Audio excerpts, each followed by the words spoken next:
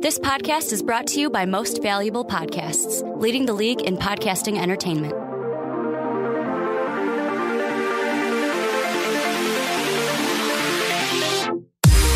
What's going on, real MVPs, and welcome inside another episode of What's Your Fantasy. I'm Brandin Swanson. Across the table is Ricky Widmer. What's up, guys? And we are very excited, not as excited as we could be, because we're done. We're done. We were knocked out. We were knocked out of the playoffs. We're fighting for third place. Doesn't matter. We ain't fighting for first place. I don't want to lose to Kyle. I don't want to lose. We're winning. We're 118.8 to 100.1. He's got Cam in. We've got Mark Ingram in as we speak. Well, still, it's not first place. But before we go on and continue, definitely, if you want to support this podcast or any podcast on MVP, head over to patreon.com, become a patron for just $1 a month, or to come on a podcast, it is $10 a month. And, Ricky, we have a new patron. We do, Soapy Muffin. Soapy Muffin. Which I have asked, and I'm going to ask them because I already asked you, would you eat a Soapy Muffin? And what would be the parameters that you would eat said Soapy Muffin? So, yes, please let us know if that's something that has ever crossed your mind and what you would do. Also, you can get an MVP t-shirt at mostvaluablepodcast.com. And finally, make sure you head over to iTunes if you are interested in giving us a rating, and hopefully it would be a 5-star rating because we are that good at talking about fantasy football. So getting into it, Ricky, you said we have 118.8 points. How did we get them? How did we get to where we are today? So first off, the thing I want to mention is, you know who's been really pooping the bed fantasy the last 2 weeks? Maybe 3 weeks? Thielen? Adam Thielen. He only had 3.9 points for us this week. He only had 2 catches this week. Like, not an Adam Thielen type performance, but we got most of our points from Todd Gurley, who was 34.4. Julian Edelman had 16 for us. Vikings D had 16. And then I am going to name my kid, however you say his name, because I always screw it up. But is it Kamai Fairbairn? From Kaimi Fairbairn. Kaimi. I'm naming my firstborn son Kaimi because he had 22 points this week. Another big week for Kaimi. Bet on it. No, I'm not naming my firstborn son Kaimi. He's a liar. I'm naming my firstborn son Richard after me because I'm that kind of person. Oh, you're a dick. Yeah, naturally. Get it? Hey! Dick Widmer. That's his alternate personality. Yeah, Kaimi, 22 points. He had 21 points for us in the first game against Jake of the first round, but too bad he only had 3 that second week before we got knocked out of the playoffs. It's funny because I didn't check. Dak had a worse performance than Aaron Rodgers. Should have probably put him in. Tyrell Williams had 13.1 points. Probably should have put him in for Adam Thielen, but I wouldn't have done that. And Saquon's been another one that's been weird where, like, against Chicago, only 17.6. Then against Tennessee this week, 9.6 points. An off game for Saquon Barkley, especially when people need him most if they're in playoffs and championships like Sean Anderson in our personal league. Saquon got 5. Yeah. In that league. 5. 5. I mean, that is unheard of. Brandon's I know because I'm going against Sean. I didn't know that Saquon could get under 10 points. And he found a way. Yeah. That's unbelievable. But that is kind of what we wanted to talk about here today, is some of these guys who have been pretty consistent all season long, who've been putting up huge numbers week in and week out for the majority of the season, are just absolutely dropping the ball here in the playoffs. And one team that we can talk about because they have so many playmakers, it's the Los Angeles Rams. Ricky, we saw a game last night against the Philadelphia Eagles. It was not good. It was not well played. It was really a poor performance, and it starts with Jared Goff. Jared Goff in weeks 8 to week 11, 25, 28, 20, and 34. Those were the 4 weeks leading up to the bye. Since the bye against Detroit, Chicago, and Philly, 8, -1, 10. And his touchdowns, 1. His interceptions, 7. Fumbles, 1. It has been awful for Jared Goff. Then you look at Todd Gurley. Todd Gurley had a terrible game against the Chicago Bears. And then he comes back with 33 points against Philly. He had 31 against Detroit. But now you've got Todd Gurley. So you may be saying, well, what are you saying? Todd Gurley's been really good. Well, that week against Chicago, he may have lost people a game in the playoffs. He lost me a game in the playoffs. He lost me a game to get into the playoffs. Well, no. Did I lose that game? I think I did. I lost to you, yeah. So he lost me a game to get into the playoffs. And now we're looking at a Todd Gurley that might be injured. Todd Gurley might be injured, and guys like Matthew Berry are saying pick up his backup for Week 16 on the road at Arizona. So if you have an injured Todd Gurley, he's going to help you as much as Melvin Gordon is helping guys right now. And then you look at Robert Woods and Brandin Cooks, guys that you just cannot trust at this point, because Robert Woods last week against the Chicago Bears, he had a down night. Brandin Cooks had a down night. The Rams didn't score a touchdown. And then last night, you look at the same thing. Brandin Cooks, down night, I think only had 3 points in a standard league. Robert Woods, I think, had 8 points in a standard league. These are not numbers that you're expecting from the Rams' biggest playmakers. The 33 from Gurley, yes, you would expect that, and that's outstanding. 31 and then 33, 2 out of the 3 weeks since the coming out of the bye. That's great for Todd Gurley.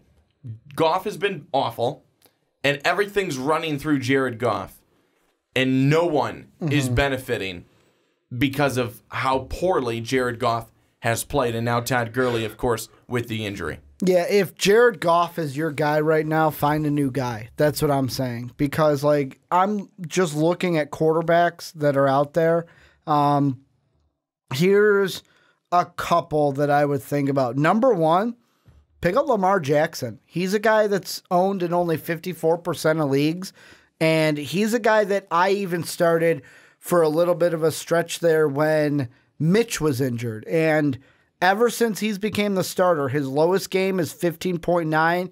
His highest game is 20. So at this point, it's like you kind of know what you're going to get from Lamar Jackson. Yeah, he might have his toughest opponent defensively in the Los Angeles Chargers, but that Los Angeles Chargers defense isn't so stifling. Like, he's going to get points.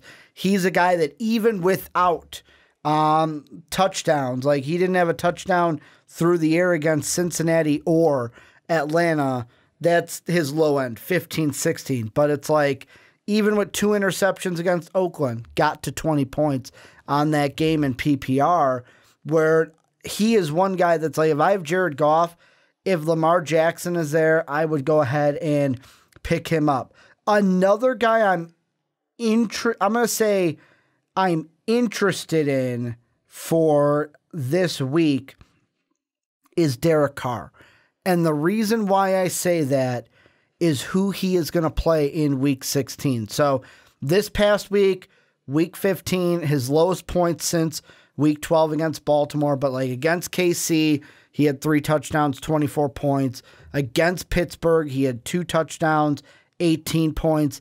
Denver's a team where Derek Carr can get some points, and he's a guy that's only owned in 13.8% of leagues. So those are just 2 guys that I'm looking at. You could play some matchups in, roll with them rather than rolling with Jared Goff, because I would not want to roll with him. Would not want to roll with him. But bringing up Derek Carr, though, the Raiders have been one of those teams where they come out and they will put on a good performance against you. You know, looking at the Pittsburgh Steelers, and then they come out and they play Cincinnati and they muster, 16 points.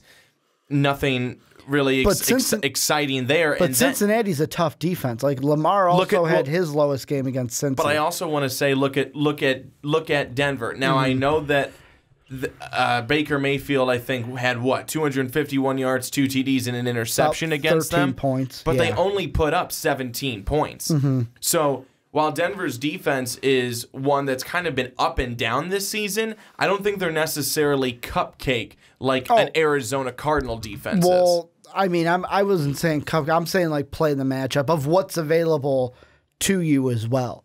Because another thing that you got to look at is, and I'm pretty sure it's the Rams, because I believe the Rams have Arizona this week, then they have San Francisco. San Francisco's a team where it's like they have played the Rams tough, to where Goff has had tough games, fantasy, against those two teams, to where it's not going to be a cupcake necessarily for Denver and Oakland. But if you really need someone, because right now it's like, if those are your choices, Derek Carr or Jared Goff, I'm going with Derek Carr, because I just cannot trust Jared Goff right now to do anything for me. What about Nick Foles? I thought about him. I mean, what about Nick Foles, the guy who came on last year and ended up performing miracles, throughout the rest of the season, and then in the Super Bowl? What about a guy like Nick Foles, who seemed to have so much success last night, finding guys like Alshon Jeffrey and that's right, only Alshon Jeffrey? Yeah, I don't like it. This Houston defense is a little bit better than the Rams defense, and I feel like Houston's defense is going to find ways to get to Nick Foles that the LA Ram defense did it, because the LA Ram defense has kind of been snuffed out per se, where it's double team Aaron Donald. Oh wait, nobody else can get to the quarterback. That's what it's been like. Double team, it's the basic tale as old as time strategy, as take the best player out of the game, make the other players make plays, where it's like, I am not going to let player A beat me. I'm okay with player B beating me, but not player A. Like, that's the strategy when it comes to offenses against the Rams, and I think that Houston is going to do a better job against the Philadelphia Eagles, although it's in Philly. Are you passing on a guy like Kirk Cousins? Because he plays on the road at Detroit. The last time they played Detroit, they smoked him, but he only had 6 points. And it now looks like with new offensive coordinator in Minnesota, they are committed to going with the run and Dalvin Cook. So is Kirk Cousins, and Ricky, I come at this question knowing that you are a Minnesota fan. Heavy heart. Is he a guy who's even going to put up any good numbers the next 2 weeks, with one of them being Chicago? I'm going to say I pass on Kirk Cousins. And the reason why is, yes, we played well against Miami. Dalvin Cook got some of the scores that takes away points from Kirk Cousins. But I just look at it where I don't know if last week was a fluke because it was Miami. I don't know if it's because the offense is now alive and rejuvenated with the new OC.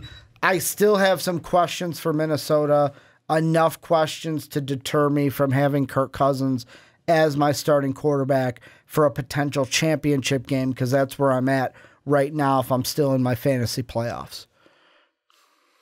I think that's...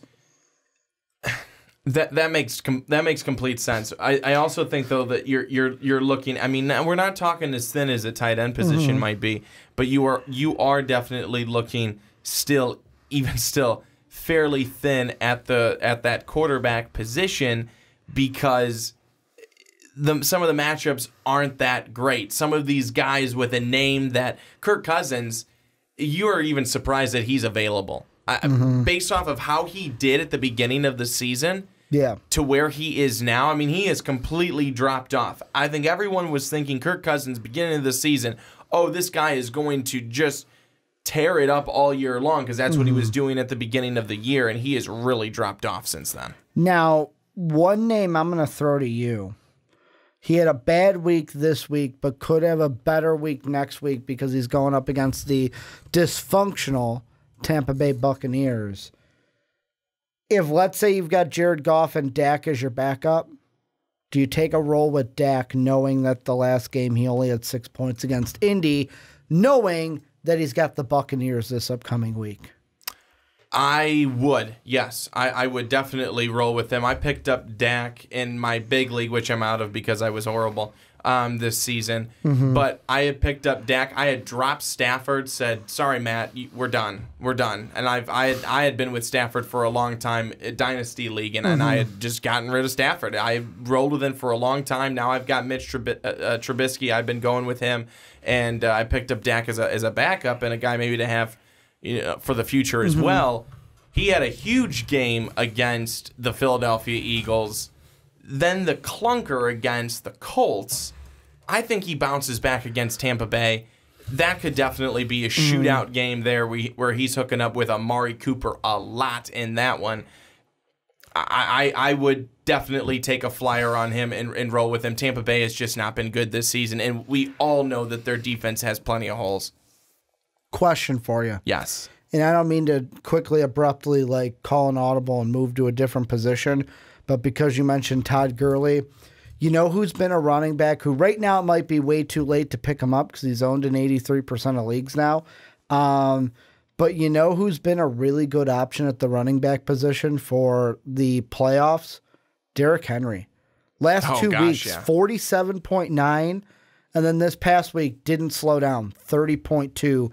And the next team that he gets, I'm going to say a weak Redskin team to where he could easily put up at least 20 to 25 points against Washington this week. No, I think you're right, and it's really incredible what Derrick Henry has been doing. No one even knows that Deion Lewis exists. It's like he's Alabama Derrick Henry again. That's what it feels like.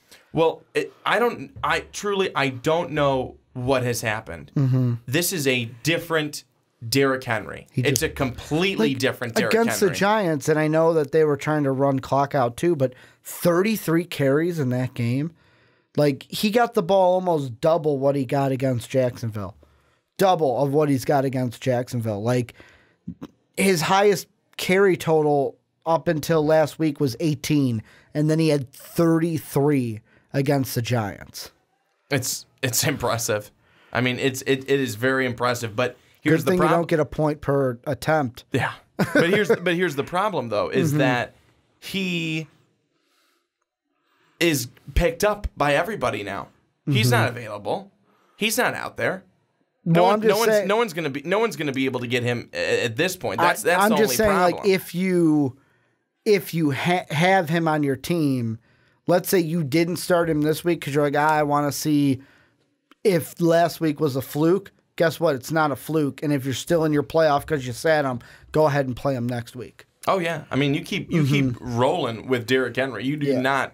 I would have rolled with him after the game against the Jacksonville Jaguars. I would have rolled with him with the New York Giants. I would just keep on rolling with him from here on out. A position that I wanted to move to, but go ahead. One quick thing I want to mention is I'm going to toot my own horn, toot, is that the fantasy advice that I got on Twitter, that we got on Twitter, that who should they start, Nick Chubb or Phillip Lindsay, I hope you listened to me because I was right. So I just wanted to say that. I was right. Nick Chubb had a better game than Phillip Lindsay. So tooting my own horn there that I was right. Okay, yeah, I will. I said the same thing. Wasn't by much, but still had a better game. Yeah, I said the same thing. So we were both right. Glad you can. Thanks for tooting the horn for both of us. I said it first, though, Brandon. I don't think so. I said it first. Well, I quoted I commented the tweet. And you quoted. So I commented first, but you quoted first. I quoted, and then you liked my quote. That's what I saw. After I commented. Yeah, I didn't see that.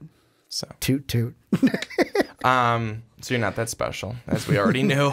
But I wanted to move to the wide receiver position, and this is something where I am at kind of a crossroads. So who isn't? Yeah, well, who isn't at crossroads in almost every frickin' position at this point?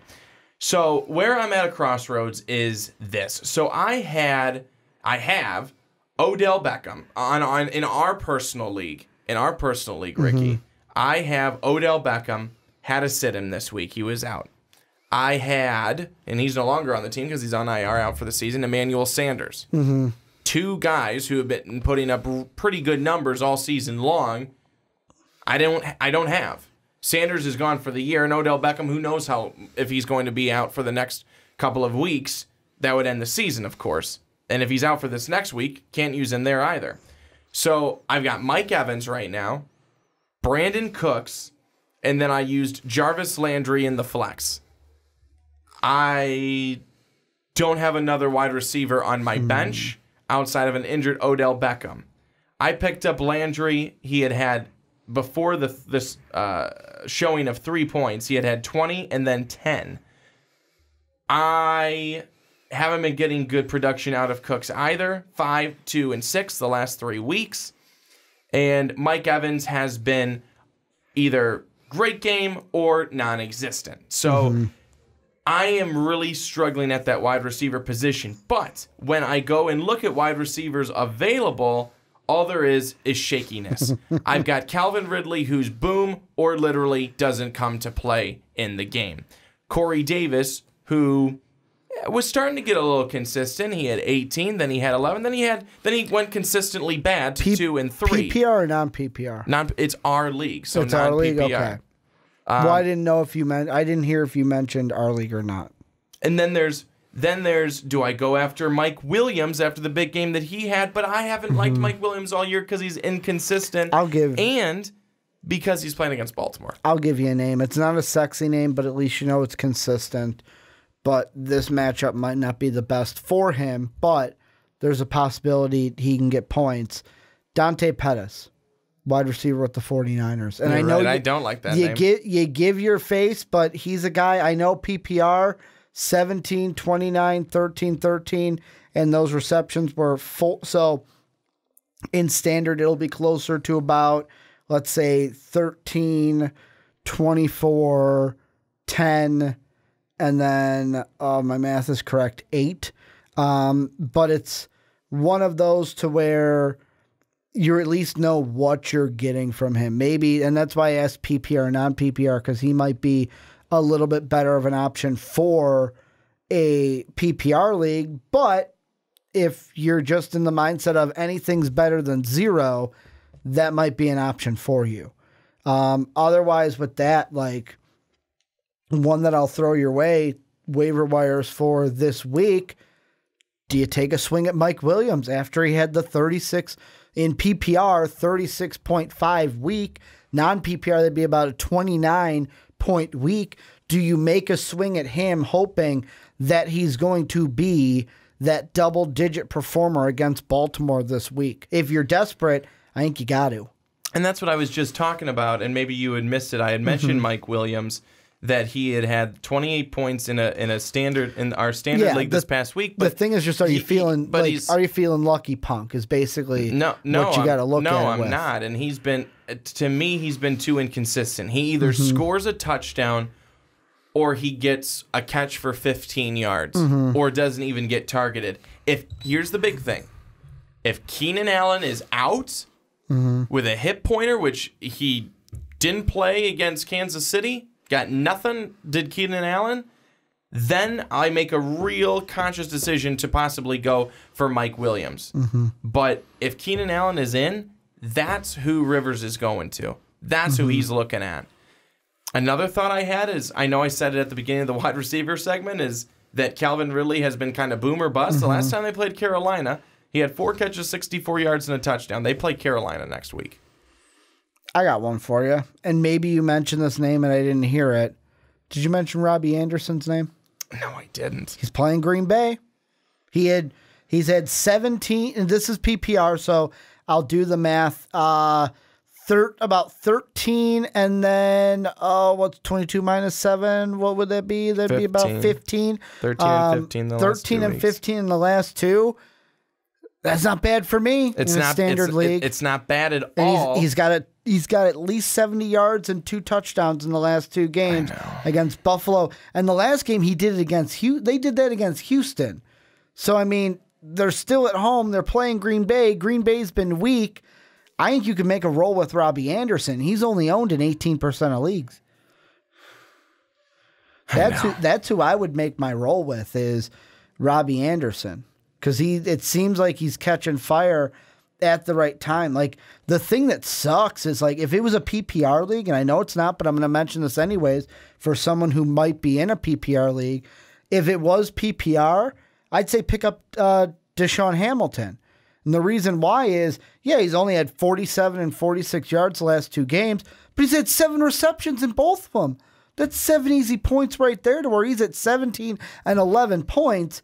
And the only reason why he was at 17 the first time is because he got a touchdown. So, I mean, if it was PPR, that's a name I would throw out there. But obviously you said it's not. I think Robbie Anderson might be the guy that you go with. Another one that you could easily go with, and this is just another one playing the matchup, how you feel. I would feel confident in this. Antonio Callaway. He's a guy last week against Denver, 14 points in a PPR. He'd have about 9 points. But the last time he played Cincinnati, in your standard league, Brandon, he had 12 points. And when you're looking for something, I know it's not 29, but double digits, good enough for me right now. And he had double digits against Cincy. He had double digits in the last game. He's becoming the deep threat for Baker Mayfield. He could be a wide receiver that you look for in PPR and standard to help you out if you need a wide receiver. Now, here's my question, is that I have Jarvis Landry. Do I drop Jarvis Landry or do I keep him on? So I'm going to hold on to Mike Evans. I believe I'm going to hold on to Mike Evans and play him this next week. But I've got Brandin Cooks, who has not been good the last couple of weeks. Yes. And then I've got Odell Beckham, if he plays, and then Jarvis Landry. Do I drop Cooks and drop Landry and go for a couple of these other guys? I'm going to put it this way, because I know the league very well. It does not matter who you drop. The reason why I'm going to say that is our championship is 1 week. If you drop Brandin Cooks, doesn't matter if someone else picks him up.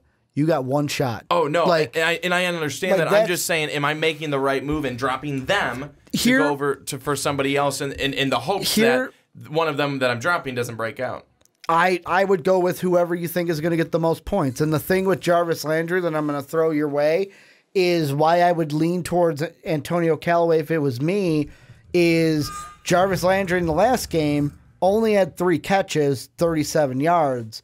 Against Cincy, only had 3 catches, 30 yards. It kind of seems like teams are going to say, hey, same thing I talked about with the Rams. Player A is not going to beat us. Oh, player B did. Yep, but at least player A did not beat us. And that might be Cincy's plan. Lock down Jarvis Landry. Baker's got to go somewhere. Antonio Callaway is proving that he can make plays. No, that's very true. It gets to the point where you're just trying to pick the right guys in the right matchups that you think are going to have the most success. And at this point, it's one of those where it's almost a toss-up. And I am. You're I overthinking totally am. it because you're at the spot. It's Eminem, one shot, do not miss your chance to blow. And that's the only thing that, I think about. You got one game. It's Tim Tebow, one game for the rest of your life, one half for the rest of your life, and you want to make the right decision. I would go, if I'm picking between the Browns players, I'm going Callaway over a Jarvis Landry, not caring if I drop him because it's only 1 week, and if I don't win today, there is no tomorrow, and if I don't win today, there is no cash money. Well, if I don't win today, I do still get some money, but yeah, but it's not winning money. You want that winner money, winner, chicken dinner. Baby. Oh, exactly. Brandon, what would you rather have? A nice prime rib or a McChicken from the McDonald's? I'm going prime rib every day. That's the kind of meal you can get when you win that top tier fantasy dollar. For myself, I can't do 2 people. Well, no, yeah, by yourself. You're not going to treat the whole neighborhood. This ain't Applebee's. You're not eating good in the neighborhood. You're just going to get a prime rib. Well, Ricky, we've talked about a lot. Any final thoughts as we go into Week 16, which for many teams is, and many players of fantasy football, is the championship for their fantasy football playoffs? Any final thoughts, any more pieces of advice that you can give to anyone out there still alive in the fantasy playoffs. Yes, the last thing I'm going to say is, although we've bashed the Rams, don't give up on their defense. They will bounce back next week. They have Josh Rosen. That's who they play next week. They're gonna score a lot of points. They're gonna bounce back to a double-digit game against Arizona. Trust me. Don't give up on the Ram defense. They have a good matchup this week. Do I give up on Brandin Cooks though? Yes. Yeah, you do. No, he's done. You do. He's done. Get rid of him. Don't give up on that defense, but Brandin Cooks. Well, I mean, Arizona's offense is diddly poo. Brandin Cooks had a good game against Philly, but let's be honest, the 11 I'm looking at, 6 of them came from PPR in his 6 receptions. So in a standard format, I'm giving up on Brandin Cooks. Sorry, bub. Any final thoughts? Anything else? My final thought was don't give up on the Rams defense this week. They're going up against Arizona. Arizona going to give them those puntos. All right, friends. Well, that is going to wrap it up for us today on talk leading into Week 16 in the NFL, Week 16 in the fantasy world. And it is, again, like I said, for a lot of people, it is the fantasy championship game. So you want to know something funny? Sure. Too Old to Game, the podcast, I asked Mark about Soapy Muffin, if he would eat it. Soapy Muffins actually commented on that segment like 13 minutes ago and said, my name could be its own segment, LOL. It could be. The debate of would you eat a soapy muffin? That could be an entire segment on its own. And I know that you would make it one. I could. Yes, I could.